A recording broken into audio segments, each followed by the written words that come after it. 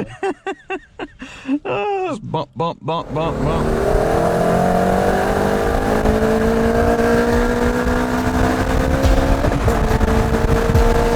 No big deal. Well, actually kind of a big deal. Hold up.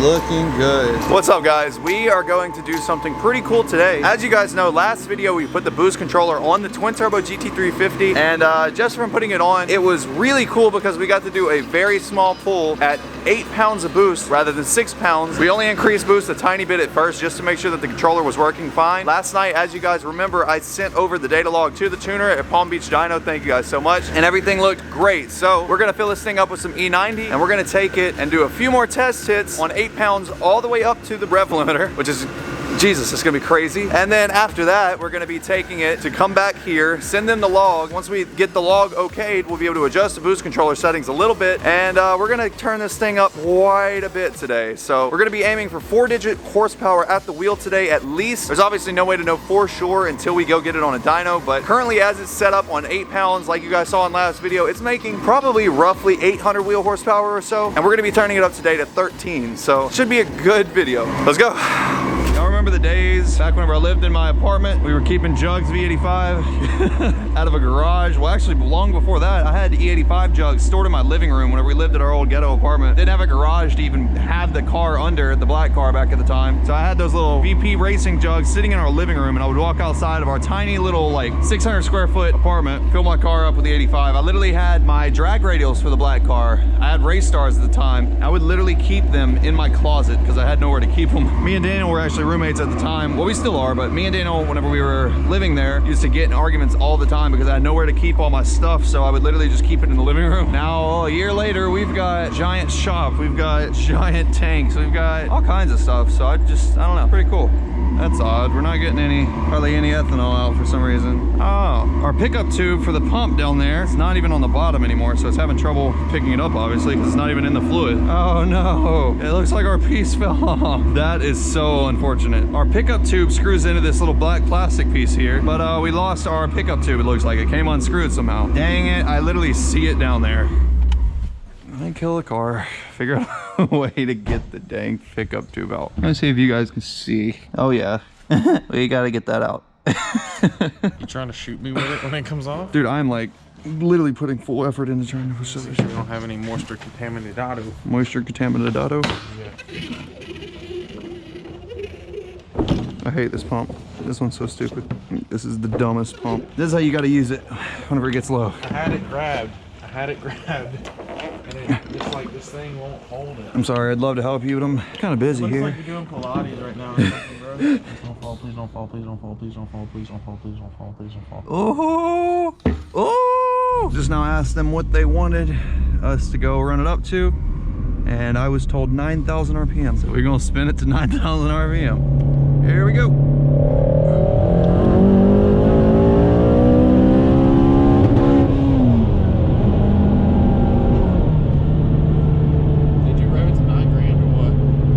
Make it there. Did you get to see what the boost was? Yeah, 7.5. That's it? Yeah. What RPM did it cut at?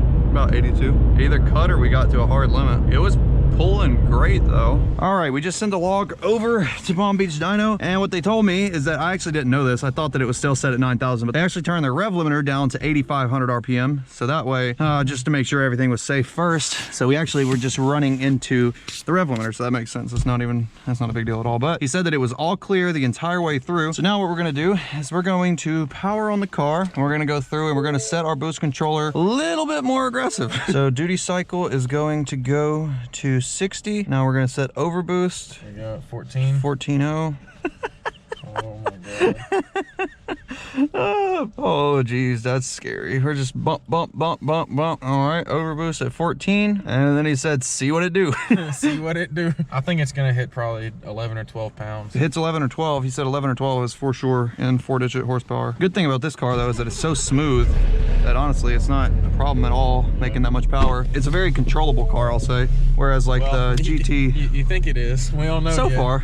Yeah, that's a good point. All right, so buckled up. Oh yeah, buckled in. Buckle up. Buckle up for safety. Buckle up. I'm pretty excited. I'm getting aerodynamic. Hang on. This is nearly the cap where we're gonna leave it. We'll probably be able to turn it up just a little bit more from here if we really wanted to, but this is going to be putting a strain on our stock fuel system, so don't want to do too much more than that. All right, just watch the boost controller, and if it overboosts, just yell at me. I'll let you know. I'm looking for about 12 pounds. All right. Let's see what we got.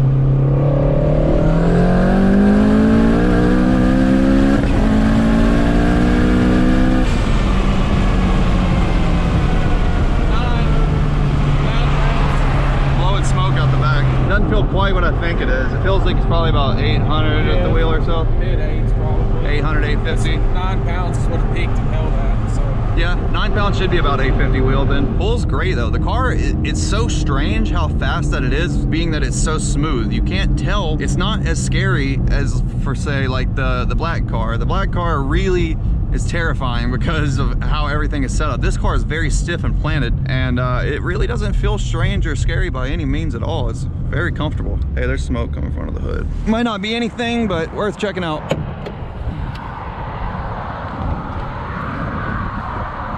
Oh yeah, blowing out the driver's side PCV. So we've just got a breather set up, guys, on the PCV right now because we have not received a catch can yet for it. So we just got to get we got a catch can on the passenger side. The passenger side typically is the bad one, but so that's what that smoke is from. No big deal. Well, actually kind of a big deal. Hold up.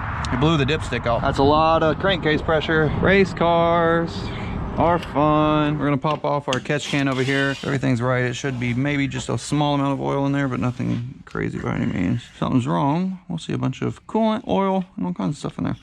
And we got a little bit of buildup. Fuel? What in the hell? Dude, that smells like fuel. Yeah, that does smell like fuel. So we popped the catch can off, and that's what we see in the catch can. It looks like a whole lot of fuel. It smells like a lot of fuel. Here, Jeff, smell it. Do you smell it through the camera? Yeah, can you smell it?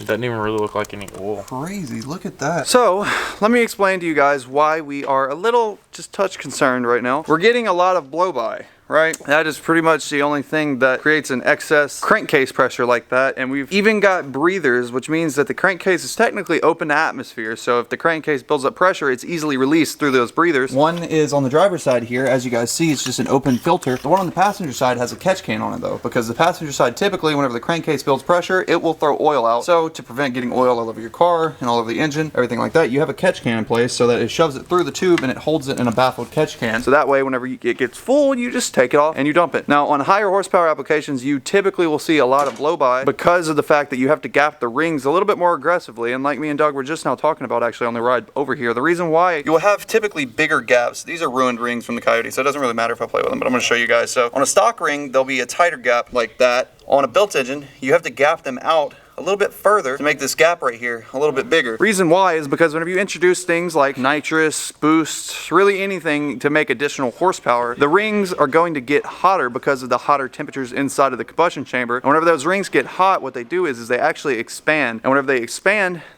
into the cylinder wall and they kind of crunch up against each other. So if you can imagine that this is the ring and that gap right here, whenever it gets hot, it's going to pinch together. So on a stock ring, being that they're gapped close already, whenever you introduce a lot of horsepower, it gets hotter and the rings expand. And what happens on stock rings is that they'll actually start touching. Whenever they're touching and getting too hot like that, the rings have nowhere to go because they're already touching. So the ring tips will actually start going up or down on the piston. Now let me show you what happens whenever that happens. Like I said, whenever that gets tight, it starts pushing up or down. And whenever it does that, that's how ring lands get cracked. And as you guys remember on the black car, the GT here, that's exactly what happened to my stock engine. We had a stock engine in it and it held for a long time, but eventually what happened is those rings got really tight and eventually shoved down down or up and crack the ring lands on the car, and that's why we run the factory engine out of here. We never lost oil pressure because it was just a ring land, but we did have to replace it because it's down on compression, and if you leave it, it'll eventually lead to more problems. But back to what I was saying originally, the reason why we have more blow-by is because whenever you gap the rings a little bit more aggressive, you've got more gap there, and that gap is basically the only thing keeping the difference between the combustion pressure and the crankcase pressure. That's it, is those rings. It allows for more air to actually flow by the top ring, flow by the second ring, and typically you'll have one ring gap facing this way and one ring gap facing the opposite way, and you've got these two primary scraper rings, and that's pretty much why they're facing opposite directions, is so whenever you have blow-by past this one, it has to go 180 to go through this, so you don't have a lot of blow-by. But if you imagine if the rings were stacked like this on the piston, you've got a straight hole beside the piston going straight into the crankcase, right? And that's why typically you'll do 180 out. That way, if you notice now, there is nowhere for crankcase pressure to escape from. So,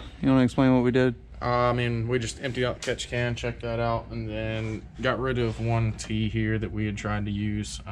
Basically, it's probably in relation to the CFM that can flow through an 1/8 inch hose. So we split it up, coming into our vacuum block, one hose to this input instead of it teeing off from here. We just did that just because that's how instructions told us to. I mean, I know they're the same port technically, but maybe some CFM can flow through here better to the bottom and maybe to the top side. Who knows? But EBCs, 3 ports, they can be finicky, so once we get it lined out, I think we'll be okay. So in dummy terms, what that means is that we had one line coming out and being split up between 2 different applications, where he was saying that it might not flow enough air to support both of those. Even though the instructions told us to tee off into there, we're going to try routing that solenoid back to our original vacuum block just to see if maybe that was what was causing the issue. And as far as the crankcase pressure, so even though we had the factory PCV gutted, the tube inside of it, it's still a very small orifice. Yeah, let me grab it. Yeah, if you look in there, there's a super tiny hole. That's the orifice that normally retains the check valve portion. You see, this is that's what the factory one from that side, and I gutted it. But if you look, this is the driver's side one, and you can look through here and see you know, exactly the difference. Yeah, there you can see in there that there is a much smaller hole in the passenger side one, because normally there's a check valve in there, whereas the driver's side is completely opened up. So all Doug did is take out the passenger side one that has that little restriction in it, put the driver's side one, and put the hose directly to that one, being that it has a bigger opening. So in doing that, we will allow more flow through the PCV into the catch can, just in case that is what is going on. It's a possibility, so we're just breaking it down, trying to figure out one thing at a time. But damn, look, so much boost, it blew off the windshield wiper fluid cap. Now we might have an issue if that's it. So here's what we're going to do. We're going to take it on this setup. We're going to go and do another log with the exact same boost controller settings and everything, because even whenever we turn the duty cycle on the controller up to 60, we should have been seeing about 13 pounds with this setup. With the duty cycle on the controller at 60, we were only still seeing about 8 or 9. Yeah, 9. It was 9.1 was the peak I saw. So it's a little bit low, and we were thinking maybe the reasoning for that is because this solenoid here wasn't getting a strong enough vacuum or boost signal. So we're gonna go try again, and we're gonna see if that fixes it and helps it out, and if so, great. And then once we get back, we're gonna check to see if we've still got the existing crankcase pressure issue, and if so, then we'll deal with that later. But for now, we're hoping that our correction here with that valve and putting the bigger diameter one in there, as well as fixing that, hopefully will fix all the issues. But again, only one way to find out. So we're gonna go back out, we're gonna go log it, and we're gonna see what it's doing. Yee. All right, ready, team, brake. Brake. Just like that. log it on the, just log it here.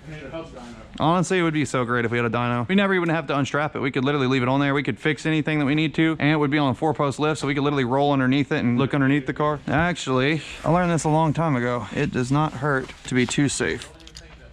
Oh, I ain't thinking no way. I'm just saying, if it happens to blow a bunch of oil out, I'd like to have this just in case that oil decides that it's hot enough to catch on fire. I literally didn't even record any of that. Gatorade bottle in it as a catch can. Yeah. What'd you say? When you take your $70,000 built motor twin turbo GT350 and you put a $1 catch can on it out of the recycle bin. We checked out. We do not have nearly as much blow by at all as we did before, so that's good. That's good. Positive direction. What we're gonna do now is we're gonna put a Gatorade bottle temporarily as a catch can, run a hose into it. That way it catches any excess blow by that we have instead of letting it dump out onto the headers like it has been. I just got off the phone with Jeff, and we were talking through through it and everything. And what we're thinking, see, so the reason why we think that we have a suspicion in the first place that something is wrong is because the duty cycle typically on these setups, like I said, at 60 is around about 13 pounds of boost on his other cars that he tunes and sets up and everything. So he was a little bit alarmed that with this same exact setup, we're not seeing the same amount of boost. So what he was suggesting is, hey, take the controller off temporarily and put some bigger wastegate springs in there, because whenever we got the wastegate, it came with a bunch of different springs so you can interchange them out. So we've got these 12-pound springs here, or no, 14 pounds. What are these? Those are 14. So yeah, so these are 14-pound springs. So what these do is basically we can put these in there and it is guaranteed, no matter what, it is going to make 14 pounds of boost. That's going to be basically just to double check that our boost controller is having an issue, and if that's the case, we'll get a new boost controller, so no problem. So before we do that though, what we're going to do is we're going to go on our boost controller and we're going to turn the duty cycle up to 100. We're going to see if it makes a difference. If it actually is working properly, setting it to 100 should theoretically increase boost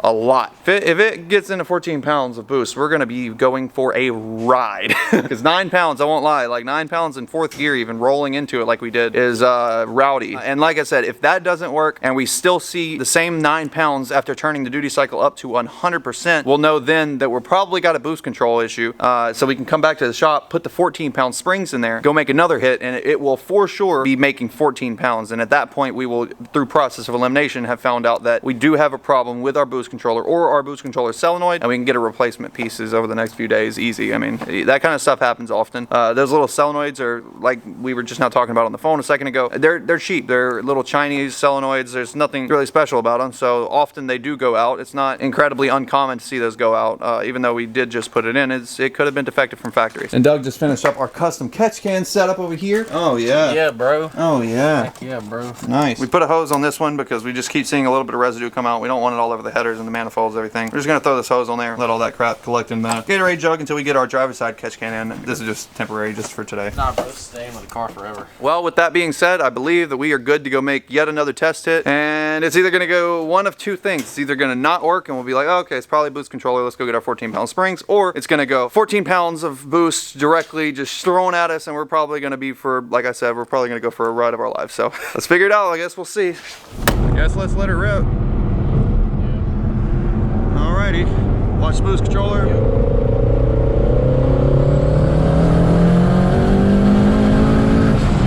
yeah, it works. That was 13 pounds. Yeah, it's 12 and a half, 13. I don't want to climb too high because we don't know for sure if our tune is spot on for 13 pounds. Now that we did make sure that that was 12 and a half or so, we only climbed up to about 5,500, and we can send that over to the tuner, let him look it over at 12 and a half pounds, make sure that everything is dialed in right, and then once we get that confirmation, I'll come back out here now that we know that our boost is working properly, and we'll come send it up to 9,000 RPM and make sure that, well, not 9,000, 8,500 is where the rev limiter is right now, but anyway, send it to 8,500 to make sure that everything is working good. I think we're getting it dialed in now though.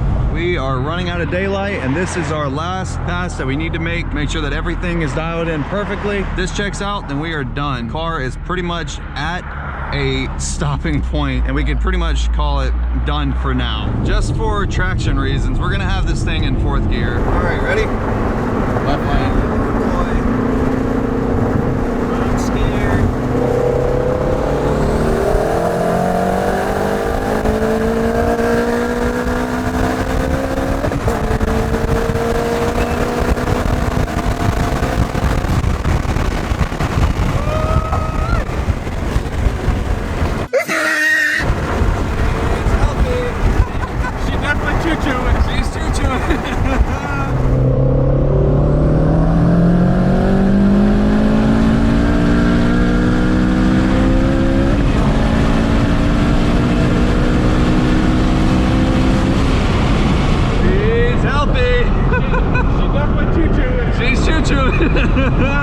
I want to send this log over to him. We climbed up pretty hard. I was gonna get out of it and just let it coast back down, but then I was like, oh man, I just gotta bang it. I was like, let's go. Next we go. Everything seems perfect though. That actually wasn't even that bad at all. That was very, very tame. It's making a ton of power. We are flying. You don't see the speedometer, but it really doesn't even feel like it. Like, we're not getting slung back. The turbos are very manageable. And it's one thing, pretty good. You're just in the driver mode. Yeah, that's true. Back pretty good. One thing I will say also is that we do still have our gain on the boost controller set to 0, and basically what that is if you look at a torque curve you can control how fast the turbo is actually ramping into boost using that gain setting. So right now we've got it set to 0, so it's barely just carefully creeping into boost and getting up to peak eventually. If we set that gain a little bit higher, what happens then is as soon as I hit it, it's trying to go to turbo's max potential as soon as we get on it. So that will be interesting to set up maybe in the future. Like tomorrow. I think for today though, we are at a good stopping point. Regardless though, it looks like we're healthy.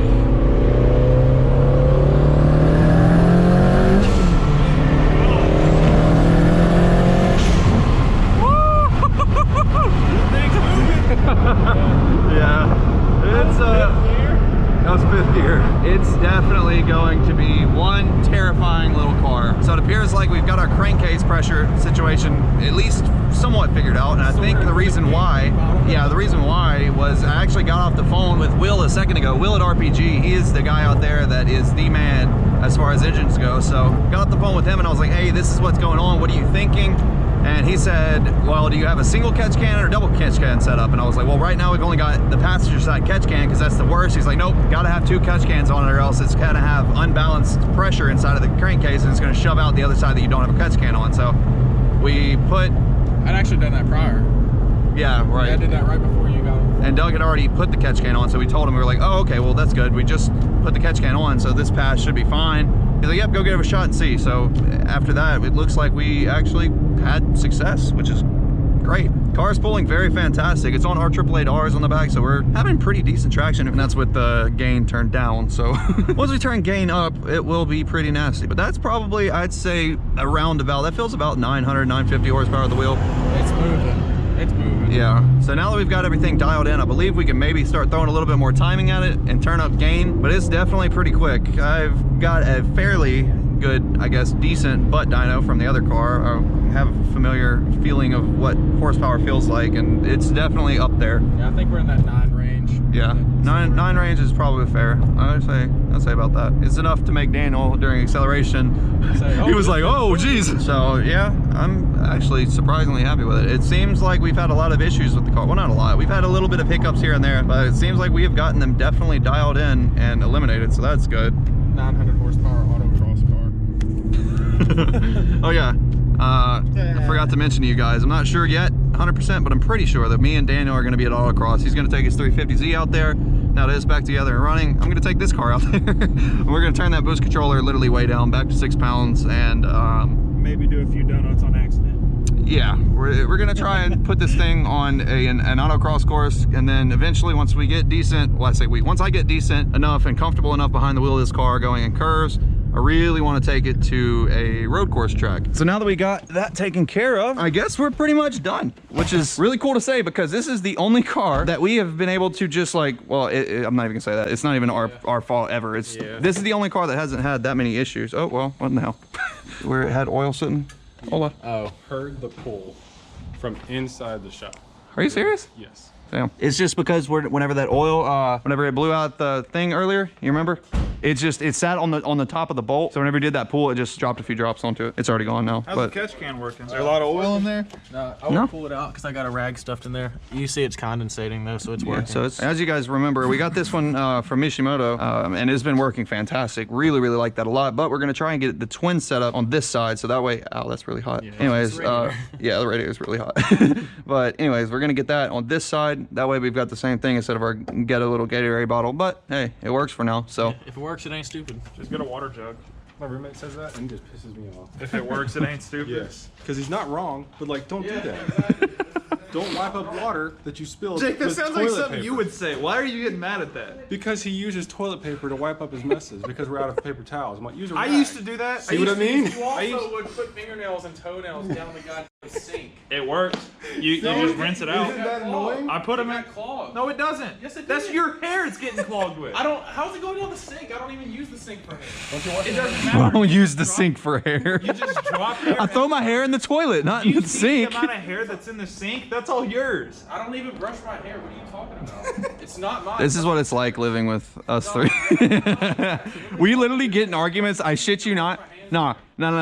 You know what we argue about? Wash my teeth. You know what we argue about? We argue about who bought the milk and where the milk went. Literally 3 times a week. 3 times a week at least. Where it went. That's where it went. I drank it and I replaced it. And I took full responsibility for saying I drank milk. I'm gonna replace it. Y'all chill out and quit fighting. It's that simple. What happens is though, is I go buy milk and I like eating cereal at night sometimes. I buy milk and 2 days later I'm like, damn, I really want a bowl of cereal right now. So I go in there and I go look and the entire jug's just gone. There's no milk at all. I'm like, where did it go? And they're like, it wasn't me. It wasn't me. I'm like, well, who drank it? Because I didn't. I literally have my own jug in the back of the fridge hidden so that motherfucker doesn't even see it. Daniel is a milk thief. I put it in the bag behind all of my spaghetti and stuff. Why is that spaghetti still in the fridge? That shit's been in there for like 3 weeks. Are you gonna throw it away or eat it? Dude, it's been there since I came back from Lake Charles, which was what, a week like and 2 a weeks half. ago? A week and a half. We can have. I watched it 9 days.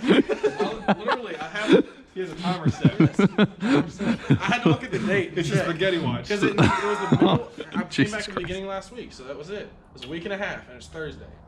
And it hides my milk. You just need to get a Properly, mini fridge in that's your what it room, does. like I do. Just keep everything. Just keep a gallon of milk in a mini fridge in my room with cereal on top. That's why I keep all my drinks in Daniel's my gonna garage. Did Dana tell you how he stole my coffee mug? Oh yeah, I forgot about that. Yeah, see, he did. And then